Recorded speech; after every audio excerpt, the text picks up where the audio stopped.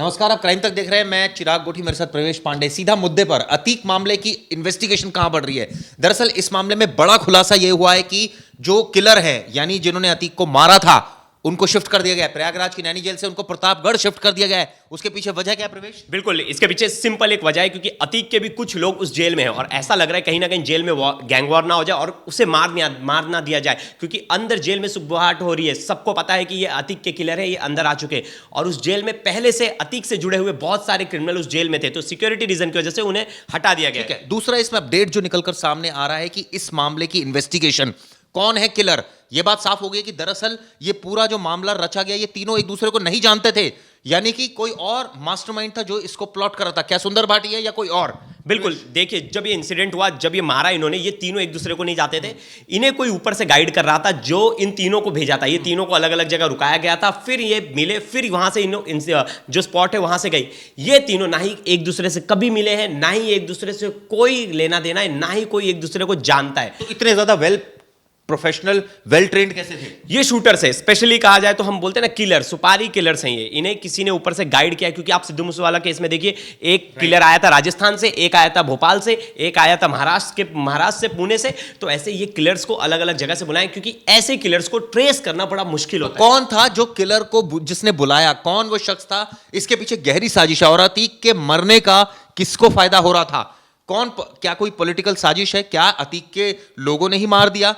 क्या पुलिस ने मार दिया? क्या किसी और ने मार दिया? ये जांच की बात है। बिल्कुल चिराग जी, देखो, दुश्मनी तो बहुत थी। ऐसा बहुत सारे लोग सवाल भी उठा रहे कि इनकी दुश्मनी बहुत थी। अब किसने मारा है ये बड़ा पता लगाना मुश्किल है, लेकिन जिस तरह से उनकी प्रोफाइल खंगाली गई, मैं लवलेश तिवारी की प्रोफाइल देख रहा था, मैं बाकी क्रिमिनल्स की प्रोफाइल देख रहा था, तो वो कहीं ना कहीं कट्टरवादी एक सोच को लेकर चल रहे थे। उनके रील्स में देखा तो उनके रील्स में भी वो तलवार से, एक बर्थडे में तलवार से केक काट रहे थे। फिर उन्होंने गन्स के साथ प्रोफाइल में फोटोज लगाई थी, मतलब उसमें सिंबल्स डाले थे। तो वो मतलब उनका जो नेचर बता रहा था, नेचर ऑफ सिंबल, ये बता रहा था कि ये बहुत एक्टिवली एक चीज के साथ जुड़े हुए थे। कहीं ना कहीं इनका किसी ने यूज किया है, इनकी भावना। जैसे देखिए, टेररिस्ट कोई कैसे बनता है, उसकी भावनाओं को थोड़ा सा उजागर कर दो भाई, उसे थोड़ा पिन कर दो, ब्रेन वॉश कर दो, इजीली वो टेररिस्ट बन जाएगा। बस वही हुआ है ये केस में भी लग रहा है, क्योंकि इनका वैसा कोई भी क्रिमिनल रिकॉर्ड नहीं है कि इन्होंने पहले कोई मर्डर किया है, कोई बड़ा छोटा सा एक लड़की को इसने एक थप्पड़ मारा था, उसका पॉस्को का इसमें केस लगाए। एक के ऊपर, दो के ऊपर, 3-4 छोटे मोटे केस है, जिसमें मारपीट, लूटपाट और किसी को धमकी देना, ये सब केसेस हैं। एक शख्स रहता था झोपड़ी में और दूसरा था भिखारी। बिल्कुल, बताना चाहूंगा कि जो पहला है लवलेश, जो उसके घर की हालत है, चाचा जो है, उनकी कंडीशन बहुत खराब थी। अरुण जो उसके चाचा है, वो बता रहे थे कि वो झोपड़ी में रहते थे, उसके भाई का भंगार का काम है, रोड पे भंगार, ये लोहा, ये सब इकट्ठा करते थे और उनका घर कोई ठीक ठाक नहीं। 8 लाख की बंदूक कैसे आएगी ऐसे लोगों के पास? किसने दी 8 लाख की बंदूक? क्या साजिश है? क्या अतीक के लोगों ने ही मरवा दिया, या ये गैंग वॉर का नतीजा, या फिर पुलिस पर आरोप लग रहे हैं तमाम कि ये प्लान्ड तरीके से मर्डर हुआ? ये तमाम तरीके से जो है आरोप लगा रहे हैं। कई व्यूअर्स भी इस तरह की बातें कर रहे हैं, कई जगह से इस तरह के नेता भी बात कर रहे हैं जो इस तरह के आरोप लगा रहे हैं। लेकिन सच्चाई क्या है? हमने कल से लेकर, यानी परसों शनिवार रात से लेकर और आज तक आपको तमाम अपडेट्स दिए इस मामले में। हमारी कोशिश है कि नए अपडेट्स आप तक पहुंचाए जाए। सिस्टम फिर फेल हुआ, यूपी सरकार फिर फेल, यूपी पुलिस फिर फेल। सवाल उठने ये लगा कि जब कसाब को एक लोकतांत्रिक तरीके से फांसी दी गई, तो इस केस में ऐसा क्यों नहीं हुआ? क्यों सिक्योरिटी लैप्स हुआ? देखिए, बहुत सिंपल था। 14 ऑफिसर्स को सस्पेंड किया गया है, लेकिन 17 ऑफिसर्स को, वहां सीनियर ऑफिसर्स का होना बहुत जरूरी था। जब पता है इतना हाई प्रोफाइल केस है, आप गुजरात से लाते हो तो 30 से 40 पुलिस वाले होते हैं, उसमें स्क्वाड की टीम होती है, हाईली इक्विपाइड वेपन्स होते हैं उनके पास, सब कुछ बढ़िया होता है, सब वेल ट्रेंड होते हैं। जब आप जहां यूपी में सबसे ज्यादा खतरा है, आप वहीं उसे 5 पुलिस के घेरे में और जीप में बिठा के लेके जा रहे हो। जो जीप में गोली मारे तो आर पार हो जाएगी पर्दे से। मतलब आपने कहीं ना कहीं खुली फ्रीडम दी कि आओ और ले जाओ। तो क्या इसके पीछे साजिश थी या कोई और? ऑब्वियसली जांच के बाद साफ होगा, लेकिन अब क्या होगा? 2 दिन बीत चुके हैं, इंक्वायरी चालू हो गई है, इंक्वायरी के बाद सस्पेंशन हो ही गया है। अब इस मामले में ज्यादा से ज्यादा क्या होगा? कार्रवाई हो जाएगी प्रवेश, 2-4 लोगों के खिलाफ मुकदमा हो जाएगा, इसमें आरोपी पकड़े ही गए हैं, ये क्लियर हो जाएगा, पुलिस वालों को सस्पेंड कर दिया जाएगा। उसके बाद क्या होगा? क्या हालात बदलेंगे? क्या इमेज बदलेगी जो ये हुआ है आगे आने वाले? अब ये बात देखने वाली, लोग भूल जाएंगे। नहीं लोग तो भूल जाएंगे, क्योंकि आरोपी पकड़ा गया अगर इन्वेस्टिगेशन में कुछ सामने नहीं आया, क्योंकि इन्होंने पहले ही बोल दिया कि हमें अपना नाम बनाना था। अगर इन्हें अपना नाम बनाना था और ये बहुत बड़े क्रिमिनल बनना चाहते थे, ये तीनों तो आपस में एक दूसरे को जानते ही नहीं थे, तो ये तीनों कैसे मिल गए? ये तीनों कैसे डिसाइड कर ली कि हमें बहुत बड़ा क्रिमिनल बनना है, हमने नाम के लिए किया? तो ये जो थ्योरी है जो एफआईआर में लिखी है सरासर फेल है, क्योंकि ऐसा हो ही नहीं सकता जब तीनों लोग एक दूसरे को जानते ही नहीं, पहली बार मिल रहे हैं और पहली बार कोई चीज़ प्लान कर रहे हैं और पहली बार में उन्होंने सोच लिया कि हमें इस बहुत बड़ा क्रिमिनल बनना है। अरे मिले ही नहीं, कुछ हुआ ही नहीं, ये प्लान करके भेजे गए क्रिमिनल से। इन्हें कोई एक तीसरा ऊपर से गाइड कर रहा था, रेकी करते कुछ होता पता चलता तो इन्हें कोई रेकी करके बता रहा था। जैसे सिद्धू मूसेवाला केस में एक अलग आदमी था जो रेकी कर रहा था, किलर्स अलग थे, शूटर्स अलग थे, सब कुछ अलग था। तो कोई एक बड़ा साजिश करता है जो ऊपर बैठ के प्रोफेशनल है, मैं ऐसा कहूंगा प्रोफेशनल है। नहीं, लेकिन सवाल ये उठता है ना कि अब तो एक्शन हो जाएगा, मुकदमा भी हो गया, आरोपी भी गिरफ्तार हो गए, सस्पेंशन भी हो रहा है, लेकिन क्या आने वाले वक्त में ये घटना दोबारा ना हो? कोई गारंटी लेगा या फिर दोबारा हो सकती है? क्योंकि 4-5 दिन बाद तो हम लोगों की आदत है भूलना। बिल्कुल बिल्कुल। आज अंसारी की वाइफ जो कानपुर में है, जो सपा के विधायक, उनकी वाइफ गई है पुलिस के पास, कमिश्नरेट के पास गई थी, उन्होंने प्रोटेक्शन मांगा। उनके परिवार वाले पुलिस की गाड़ी के पीछे घूम रहे हैं कि कहीं गाड़ी पलट ना जाए। तो इतना दहशत हो गया है सब क्रिमिनल्स के, मतलब जो अभी तक प्रूफ भी नहीं हुआ है कि वो क्रिमिनल्स हैं, कोर्ट में केस चल रहा है। जब तक कोर्ट में केस नहीं प्रूव हो जाता, चिराग जी, किसी को भी दोषारोपण, कोर्ट में तो लंबे मामले चलते हैं ना, वो तो ठीक है, प्रूव नहीं हुआ था, कोर्ट में 45 साल के बाद तो सजा हुई है, तो क्या करे कोर्ट भी, क्या करे जब केसेस इतने सारे, विटनेस को धमका दिया जाता है, डिले टैक्स अपनाए जाते हैं, कहां से इंसाफ मिलता है? नंबर ऑफ केसेस इतने बड़े बड़े, 1000-500 बार यही बात कर चुके हैं। अब कोर्ट से लेट होगा तो इसका मतलब ये तो नहीं करेंगे कि उन्हें गोली मार दिया जाए बीच चौराहे पर लाके। सिस्टम तो सुधारना पड़ेगा ना, कितनी बार हम बोलेंगे? ये 50 बार बोलकर थक गए हम, और मतलब हर कोई बोलकर थक गया, हर तीसरे आदमी को पता है कि जब मतलब कोर्ट कचहरी का चक्कर लगाना है, मतलब आप अपना बुढ़ापा सिर्फ कोर्ट कचहरी में देखोगे। बहुत सारे लोग तो मर जाते हैं, उनके जो बाद वाली पीढ़ी है वो केस लड़ते हैं। मतलब ये तो सॉल्यूशन नहीं है। लेकिन जिस तरह से ऐसे देखिए पावरफुल लोगों को जेल के पीछे डालना बहुत बड़ी अपने आप में ही मशक्कत होती है। आप पता है, मैं एक छोटा सा केस बताऊंगा, 300 रुपए के लिए एक आदमी को जेल में 15 साल रहना पड़ा, 300 रुपए की घूस लेने के चक्कर में। मतलब छोटे मोटे लोगों पे तुरंत एक्शन हो जाता है, तुरंत कोर्ट से सजा हो जाती है, सब कुछ उनके लिए सब कुछ हो जाता है। कोई बड़ा आदमी है तो उसके लिए बड़े एडवोकेट्स आ जाएंगे, उनके लिए बहुत बड़े बड़े लोग लग जाएंगे पीछे, उनको छुड़ाने के पीछे सब कोई लग जाएगा। पैसा, पावर, सब कुछ है। पैसा भी बोलता है चिराग जी, अच्छा वकील कीजिए, अच्छा वो कीजिए, तो गारंटी लेते हैं। अगर चले जाओ, अरे यार मैं आपको बेल इतने दिन में करा दूंगा, मैं इतने दिन में ये करा दूंगा, करा भी देते हैं। तो सब बात है पैसे की, पावर की, और अगर जितना पैसा, जितना ज़्यादा पावर रहेगा तो उतना लेट आपको सज़ा होने वाली, ये आप मान के चलिए। तो क्या उम्मीद रखी जाए कि इमेज सुधरेगी? ऐसा नहीं है, इमेज तो जब कोई अच्छे काम होते हैं तो निश्चित रूप से तारीफ होती है, और अगर लॉ एंड ऑर्डर सुधरेगा तो तारीफ भी की जाएगी और ये कहा जाएगा कि यूपी का लॉ एंड ऑर्डर ठीक है। लेकिन एक घटना से हम पूरी पुलिस फोर्स को बदनाम नहीं कर सकते और ना करना चाहिए। एक घटना हो सकती है, लेकिन सवाल ये उठता है कि एक घटना ही हो, 2 नहीं हो, 3 नहीं हो, 10 नहीं हो, 100 नहीं हो। चिराग जी, आज भी एक घटना हुई है जहां दिन दहाड़े 2 बाइकर्स ने एक बिना मतलब नॉर्मल आदमी को गोली मार दी दिन दहाड़े। तो 2-3 ऐसी घटनाएं सामने आई हैं। तो दिन दहाड़े गोली जो चल रही है, बंदूक इतने इजीली, मतलब सोचिए पंजाब का आदमी आके यूपी से गन लेके सिद्धू मूसेवाले को मार दे रहा है।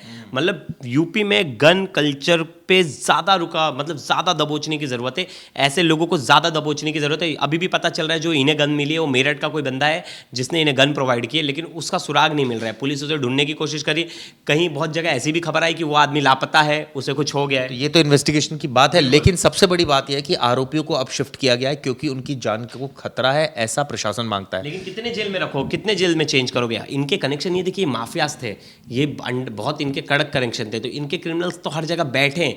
कितने जगह लेके जाओगे? कितने वेलविशर भी बैठे हैं, बहुत ज़्यादा बैठे हैं।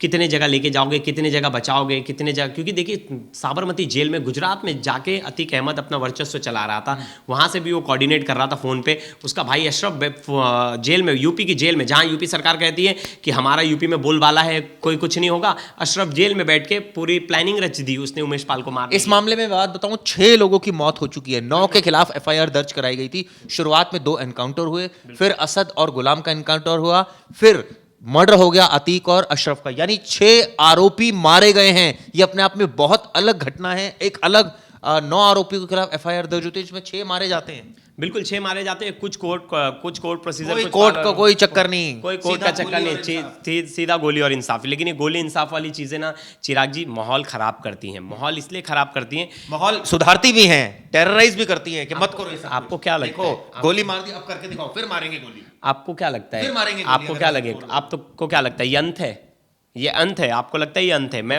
फिर जो दूसरे तरीके से हो रहा है वो भी तो अंत नहीं है ना, वो भी तो चला ही जा रहा है ना। वो चलता ही रहेगा, चलता रहेगा। देखिए प्रॉपर प्रोसीजर से, अगर देखिए बहुत जगह अंडरवर्ल्ड, बहुत जगह ये सब चीजें खत्म कार्रवाई हो तो हो रही है, लेकिन समय लगता है ना, नहीं लगता समय इतना लग रहा है। 45 साल के बाद अगर सजा होगी तो क्या होगा फिर?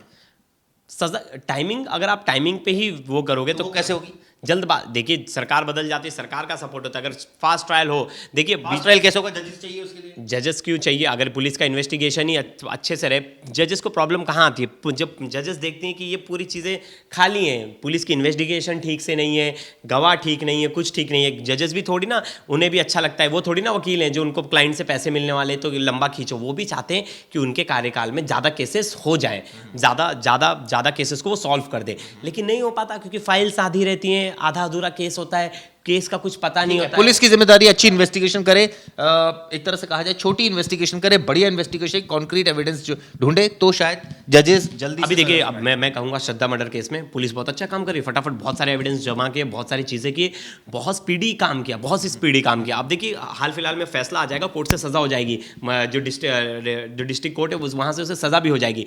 लेकिन हाई कोर्ट, फिर सुप्रीम कोर्ट, लंबा प्रोसेस, 8-9 साल लग गए निर्भया में। अब बताइए, लेकिन वो 8-9 साल आदमी बाहर मजे तो नहीं काट रहा, वो जेल में बैठा है ना, तब जो मरा तो नहीं है ना, फांसी तो नहीं हुई ना तब तक उसको? हम आपको पता भी है कि हमारा कोई गारंटी नहीं। अभी आपने छावला केस देखा, आरोपियों को बरी कर दिया इतने टाइम। चिराग जी, आपको पता भी है हमारे देश में वैसे भी बहुत कम केसेस में फांसी होती है। कैपिटल पनिशमेंट के खिलाफ बहुत सारे जजेस भी हैं, बहुत सारे जजेस नहीं मांगते कि कैपिटल पनिशमेंट मिलनी चाहिए। बहुत सारे देश में तो कैपिटल पनिशमेंट बंद हो गई है, तो उम्र कैद दे दी जाती है कि आदमी अगर अपना पूरा जीवन जेल में बिता लेगा तो वो भी उसके लिए बहुत बड़ी सजा है। लेकिन जेल को जेल जैसा रखे तो अतीक अहमद लोगों के लिए जेल नहीं था, सेफ हाउस था। आपको पता है अशरफ जब बहुत पहले उमेश पाल के हत्याकांड में जेल में था तो उसके लिए खाना जाता था डिब्बे पे मर के। हमारे जो रिपोर्टर हैं उस समय में बालाजी, उन्होंने बताया कि उन्होंने पूछ लिया कि ये खाना किसके लिए जा रहा है, तो आदमी ने बता दिया, पहले तो बता दिया कि अशरफ के लिए। जब न्यूज़ चली गई तो अशरफ का फोन आता है, इन्हें धमकी दी जाती है कि तूने कैसे चला दिया, तुझे पता नहीं मैं कौन हूं। तो इतना ज्यादा दबदबा था। यानी जेल में सख्ती की जरूरत है, जजेस की संख्या बढ़ाने की जरूरत है, पुलिस की इन्वेस्टिगेशन अच्छी करने की जरूरत है, इस मामले में आरोपियों को सख्त से सख्त सजा मिले, जल्द से जल्द सजा मिले, ये दरकार है। और तभी जाकर इस तरह के केसेस कम होंगे, नहीं तो ठोको नीति से क्या कम होंगे? नहीं, कई लोग बोलते हैं कम होंगे। पुलिस को बहुत जल्दी जवाब देना पड़ेगा कि कौन था मास्टरमाइंड। पुलिस जितने दिन लेट करेगी इस केस में, पुलिस पर और सवाल खड़ा होंगे। पुलिस क्यों छुपा रही है कि इनके पीछे कौन था? अगर इनके पीछे के आदमी का नाम इन्वेस्टिगेशन करने दीजिए, हो सकता है नहीं छुपा रही हो। पुलिस एक डंडा मारती है ना चिराग जी, हम सबको पता है पुलिस कैसे रिमांड में लेकर पूछताछ करती है। तो पुलिस एक डंडा मारती है ना तो आरोपी बोलने लगता है, कितना भी चुप आरोपी हो। वो तो सबको पता है पुलिस किस तरह से अगर पूछताछ करना चाहे तो गूंगे आदमी से भी बुलवा लेगी। लेकिन उस तरह से अगर पुलिस स्ट्रिक्ट हो, तो अगर पुलिस की थोड़ी मेहरबानी है तो कुछ भी नहीं निकल कर आएगा सामने। तो क्या इस केस में सच निकलकर सामने आएगा? क्या ये पता चलेगा कि इन दोनों की जो हत्या हुई उसमें 3 लोग ही शामिल थे या सिर्फ ये मोहरे हैं? असल में जो असली अपराधी है वो तो कोई और है, साजिश करता कोई और है। ये तमाम अपडेट्स के साथ इसमें बहुत लोग पूछेंगे कि आप सपोर्ट कर रहे हो पुलिस जेल में डंडे मारे। हम डंडे मारने की बात नहीं कर रहे, लेकिन कहीं ना कहीं हम सबको पता है कि पुलिस से तो कोई इतना अच्छा आदमी है नहीं वो बिना मारे बोल देगा कि हमें भी पता है पुलिस रिमांड में लेती है। हम बहुत सारे क्रिमिनल से जेल में जाके मिलते हैं तो हम उनसे पूछते पुलिस ने रिमांड में कैसे बचा, तो बोले हमें पुलिस ने मारा, फिर हमने बता दिया सब कुछ। तो कहीं ना कहीं पुलिस का तरीका ही वही है, मारती है फिर कुछ सभी तभी, नहीं तो कोई खुद से नहीं बताने वाला चिराग जी। और सख्ती यही होती है, जिस तरह से अगर कोई आपको पूछेगा आप बताओ आपने क्राइम किया, आप बोलोगे मैंने किया है? नहीं बोलेगा, कोई नहीं बोलेगा। लेकिन देखिए उसके खिलाफ है, सुप्रीम कोर्ट का एक ऑर्डर है कि रिमांड में लेकर किसी को मारा नहीं जा सकता। इसीलिए तो अतीक का लेकर जाकर 24 घंटे में अतीक को कहा था 2 बार उसका मेडिकल होगा। कोर्ट से ऑर्डर था ये 2 बार मेडिकल होने के लिए, तो दूसरी बार मेडिकल होने जा रहा था, तब जाकर ये घटना हुई है। रेकी कर रहे थे, बहुत सारी चीज़ें इंफॉर्मेशन थी इनके पास, क्रिमिनल्स के पास, कि इतने समय जाते इतने समय आते, अभी जा रहे हैं जगह पे मुआयना करके, अब इतनी पुलिस है। सुबह 30 पुलिस थी, अब 15 पुलिस है, तो उनकी ड्यूटी भी चेंज हो रही थी। चिराग जी पूरा लूप होल्स, अच्छा देखिए सिद्धू मूसेवाला में भी ऐसे हुआ था रेकी। अब रेकी कर रहे थे तो इनका इंटेलिजेंस तभी फेल हो गया ना चिराग जी। बिल्कुल सही बात है। रेकी कर रहे हैं, इंटेलिजेंस फेल है, इन्फॉर्मेशन पर इन्फॉर्मेशन गैदर किए जा रहे हैं और उसके बाद उस इन्फॉर्मेशन के बेस पर एग्जीक्यूशन किए जा रहे हैं, यानी कि हत्याकांड को अंजाम दे दिया गया। बहरहाल अब इस मामले में आगे क्या होगा, ठीक है, सस्पेंड हो गए हैं, मुकदमा हो चुका है, 3 आरोपी पकड़े गए हैं, 3 दिन बाद हम भी भूल जाएंगे, लेकिन ये भूलने की बात नहीं है, ये याद रखने की बात है। और याद उन लोगों को रहेगा जिनके अपने गए हैं, या उन लोगों को रहेगा जो चले गए, इनके परिवार के। हमें देखिए, अगर हम बात करें तो दोनों ही परिवारों को एक तरह से लॉस हुआ है, ये अगर बात की जाए। लेकिन सवाल ये उठता है कि क्या आम आदमी, सरकार, सिस्टम कोई सुधरेगा, ऐसी चीज़ें ना हो, कोई बोल्ड स्टेप लेगा, ये देखने वाली बात होगी। वैसे उम्मीद बहुत कम है। धन्यवाद। धन्यवाद।